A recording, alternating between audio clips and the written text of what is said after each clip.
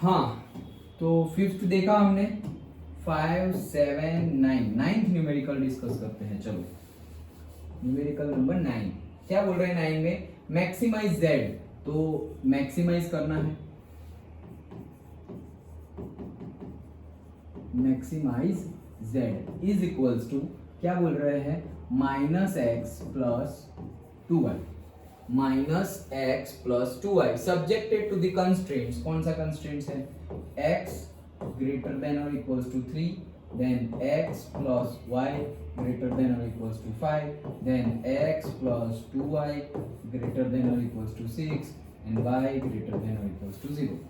x greater than or equals to 3, x plus y greater than or equals to 5, x plus 2y greater than or equals to 6, and y greater than or equals to 0. इतने constraints given है हमें। Done. अभी हम सोचेंगे कि sir हर numerical में x greater than और equals to 0 और y ग्रेटर देन और इक्वल्स टू 0 ये दिए हुए होते हैं, दैट्स व्हाई हम फर्स्ट क्वाड्रेंट में ड्रॉ करते हैं।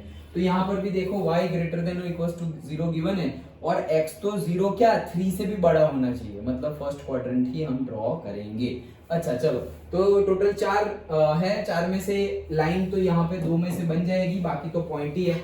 ओके चलो तो डिस्कस करते हैं, इसकी भी लाइन बनेगी कैसे अभी बताता हूँ। देखिए ये हमारी y एक्सिस और ये हमारी से x एक्सिस।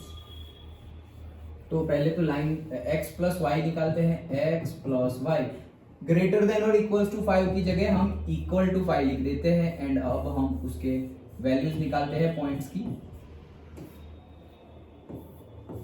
चलो तो x 0 ले लो, x अगर 0 लोगे तो y क्या हो जाएगा 5, y 0 ले लो तो x क्या हो जाएगा 5, दैट्स इट। ये तो मिल गए 2 पॉइंट।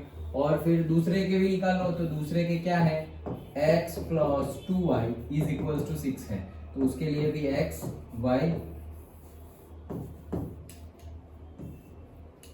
चलो x की जगह 0 पुट करो तो 2y इज इक्वल, x की जगह 0 पुट किया,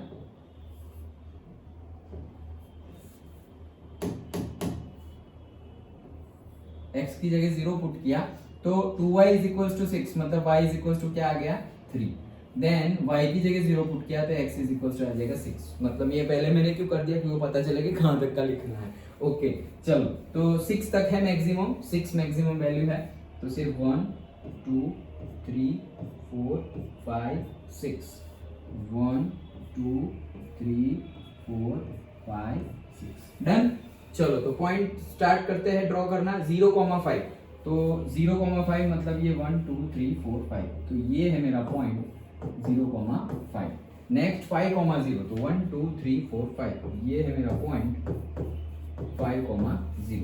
इस पे एक लाइन बनानी है, ठीक है,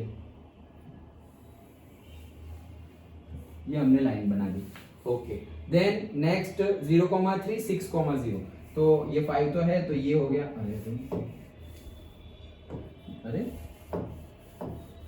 ये हो गया मेरा 6,0 और दूसरा पॉइंट है 0,3, 1 2 3, ये है मेरा पॉइंट 0,3। इसकी भी एक लाइन होनी चाहिए, उसकी भी एक लाइन बना देते हैं। ओके तो ये हमारी दूसरी भी लाइन बन गई, थोड़ी टेढ़ी मेढ़ी है लेकिन तुम्हें स्केल से अच्छे से बनानी है। अच्छा तो ये 4 पॉइंट मिल गए और उससे हमें मिल गया। अब कंडीशन देखते हैं कौन कौन सी है, नीचे या ऊपर। सबसे पहले तो एक दूसरे दो भी है ना, y ग्रेटर देन और इक्वल्स टू 0, मतलब y ग्रेटर देन और इक्वल्स टू 0 ही होगा, मतलब y नेगेटिव हो नहीं सकता, मतलब कोई और क्वाड्रेंट में जाना नहीं है। और x ग्रेटर देन और इक्वल्स टू 3, मतलब क्या x भी फर्स्ट क्वाड्रेंट में ही है और फर्स्ट क्वाड्रेंट में भी 3 से भी बड़ा है, तो x3 कहाँ है, x3 ये रहा, तो x इज इक्वल्स टू 3 की लाइन कैसे बनती है, वर्टिकली बनती है 1 2 और 3, तो x इज इक्वल्स टू 3 की लाइन जैसे कि ऐसे बनेगी, कैसे, ये बन गई हमारी x इज इक्वल्स टू 3 की लाइन। डन। अब हमें क्या देखना है, अब हमें डिसाइड करना है कि कौन सी साइड है। सबसे पहले पहला कंस्ट्रेंट लेते हैं, से x ग्रेटर देन और इक्वल्स टू 3, x की जगह 0 पुट कर दो, 0 ग्रेटर देन और इक्वल्स टू 3, ये तो गलत बात है, 0 3 से बड़ा थोड़ी है, छोटा है, मतलब 0 की साइड नहीं आएगा, 0 के ऑपोजिट साइड आएगा, तो मतलब हम इस साइड वाले एरिया की बात कर रहे हैं। कौन सी साइड वाला, ये साइड वाला एरिया। ओके ऐसे थोड़ा बता देते हैं, ये साइड के एरिया की बात कर रहे हैं। अच्छा देन ये लाइन के इस साइड। ओके फिर ये कंस्ट्रेंट पे आते हैं, कौन सा, ये फर्स्ट कंस्ट्रेंट। इसमें भी हम x और y की वैल्यू 0 पुट करते हैं, तो 0 + 0 ग्रेटर देन इक्वल टू 5। 0 5 से बड़ा तो होता नहीं, मतलब कि ये जो हमने पर्पल कलर की लाइन ड्रॉ की थी उसमें भी 0 0 साइड नहीं है, उसके ऑपोजिट साइड, तो उसके ऑपोजिट तो ये वाला साइड है, ऊपर वाला। ओके चलो, ऊपर वाला है। देन नेक्स्ट दूसरा भी देख लेते हैं। तो इसे यहाँ पर भी 0 पुट कर दो, 0 और ये भी 0 ही हो जाएगा, तो वो भी 6, मतलब कि इसका भी नीचे वाला पोर्शन नहीं लेना है, अपर पोर्शन लेना है। तो मतलब ये पर्पल लाइन का भी अपर पोर्शन, पिंक लाइन का भी अपर पोर्शन लेना है हमें। तो देखो अब ये पर्पल लाइन के नीचे वाला ये आ जाएगा, लेकिन अब वो नहीं आएगा, क्यों, क्योंकि पर्पल और पिंक के नीचे नहीं आना है, तो ये लाइन आएगी ही नहीं। ओके, तो यहाँ पर मैं थोड़ा सा रब कर देता हूँ से, ये this line will not be there. Done.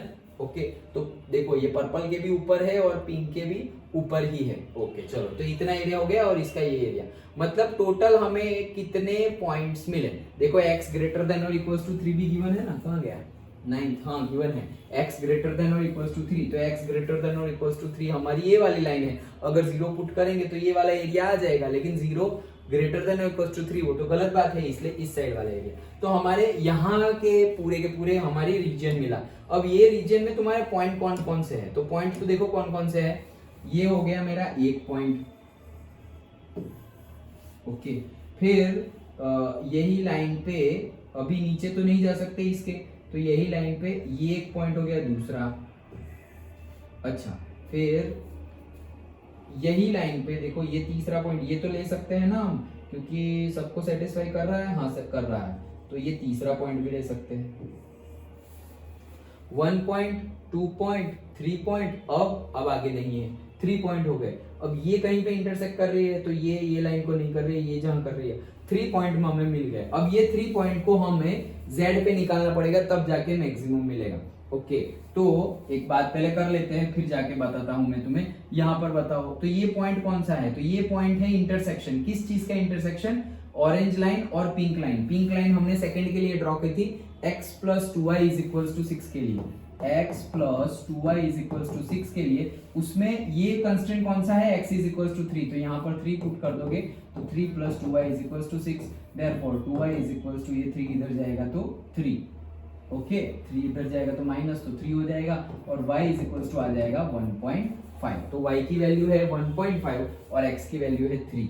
Okay, तो ये वैल्यू कितनी है, 3, 1.5। फिर ये कौन सा है, तो ये दोनों लाइन का इंटरसेक्शन पॉइंट है। ये पॉइंट तो पता ही है 6,0, ये दोनों लाइन का इंटरसेक्शन पॉइंट है। एक्चुअली न्यूमेरिकल खत्म हो गया है, लेकिन मैं तुम्हें बता रहा हूँ। ओके, तो ये दोनों लाइन का इंटरसेक्शन है। दोनों लाइन कौन कौन सी है, x + y = 5 and x + 2y = 6। तो क्या होगा, माइनस माइनस माइनस, तो ये तो कट हो गया। ओके, तो ये क्या हो जाएगा, -y, और ये हो जाएगा -1, देयरफॉर y = 1। तो ये क्या है, y = 1 है, सॉरी, तो y = 1 है, और y की वैल्यू 1 यहाँ पर पुट कर दो, वो इधर जाएगा तो वो 4 हो जाएगा। ये पॉइंट कौन सा है, 4,1। x की जगह अगर हम 3 पुट करें,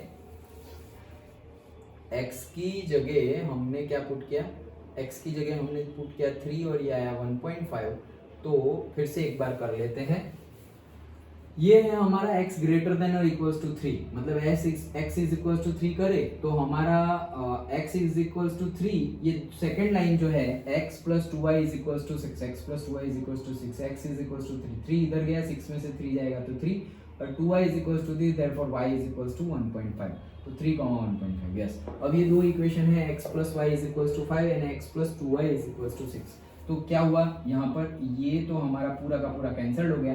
-2y + y मतलब वो -y होगा, और -6 + 5 तो वो -1 होगा, तो y = 1 आया। तो वट एवर जो भी गिवन है उसके अकॉर्डिंगली लिखते हैं हम। ये क्यों मैं बार बार चेक कर रहा हूँ, क्योंकि 3 यहाँ है और 4 यहाँ है, that's why we have checked. लेकिन वट एवर गलत ही है, गलत क्यों है वो बता रहा हूँ। ये 3 पॉइंट हमने निकाल लिए, अब ये 3 पॉइंट पर गलत है इन द सेंस हमारा सही है, जो गिवन है उसकी बात कर रहा हूँ। तो 1, 2 और 3, ये जो 3 पॉइंट्स है, ये 3 पॉइंट्स की वैल्यू हम यहाँ पर पुट करेंगे और हमें कोई वैल्यू मिलेगी, लेकिन एक्चुअली वैल्यू मिलेगी ही नहीं z, तीनों पे जो ज्यादा वैल्यू होगी उसको हम मैक्सिमाइज z बोल ही नहीं सकते। क्यों मैक्सिमाइज z नहीं बोल सकते? क्योंकि यहाँ पर कोई बाउंडेड रीजन है ही नहीं, एंड कोई अगर बाउंडेड रीजन नहीं है तो उसकी मैक्सिमम वैल्यू नहीं हो सकती। डन। ओके, सो हम यहाँ पर आंसर हम क्या लिखेंगे? There is no maximum value of z because of absence. There is no maximum value of z because no maximum value of z, directly लिख दो, in the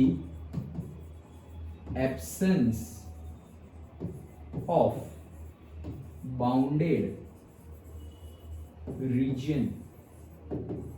bounded region absence है, ये देखो 1 2 3, अब आगे कितना बढ़ेंगे वो पता ही नहीं, आगे कितना बढ़ेंगे वो पता ही नहीं, यहाँ पर तो बढ़ते ही जाएंगे, तो फर्स्ट क्वार्टर में यहाँ पर कितना आगे बढ़ेंगे वो पता ही नहीं है, वो पता ही नहीं है तो फिर मैक्सिमम वैल्यू कैसे निकालेंगे? तो नहीं है, इसकी मैक्सिमम वैल्यू है नहीं। Done, simple. तो ऐसे न्यूमेरिकल्स भी होंगे जिसमें पूछा तो है मैक्सिमम वैल्यू लेकिन निकल सकती नहीं है, तो तुम्हें आंसर में लिखना है, ऐसे सेंटेंस लिख देना है, there is no maximum value of z in the absence of the bounded region because for the given constraints there is no bounded region of the function z. Done? Okay? Simple था। तो ऐसे ही 10 numericals है, छोटा सा chapter है। Okay, वैसे deep है ये सब कुछ। जैसे मैंने बताया स्टार्टिंग में कि से हमारा इंजीनियरिंग, जब मैंने इंजीनियरिंग की थी तो उसमें पर्टिकुलरली एक सब्जेक्ट था, नॉट चैप्टर, एक पूरा का पूरा सब्जेक्ट ऑपरेशनल रिसर्च। ये कंस्ट्रेंट के ऊपर तो बहुत सारा रिसर्च होता है एंड ऑल, तो that is the another thing. At least तुम्हें पता तो चल गया कि हाँ ऐसा कुछ है। तो लीनियर प्रोग्रामिंग जो हमारे सिलेबस में है वो सिंपली हमने डिस्कस किया, 10 न्यूमेरिकल्स थे, दैट्स इट, इतना ही है। डन। देखो यहाँ पर भी ऐसे, मतलब ऐसे न्यूमेरिकल्स तुम एग्जांपल्स में देखोगे तो भी मिल जाएंगे कि शायद उसमें बाउंडेड रीजन हो ही। सिंपल था। ओके, चलो, कोई डाउट हो तो पूछ लेना फिर। ओके, चलो।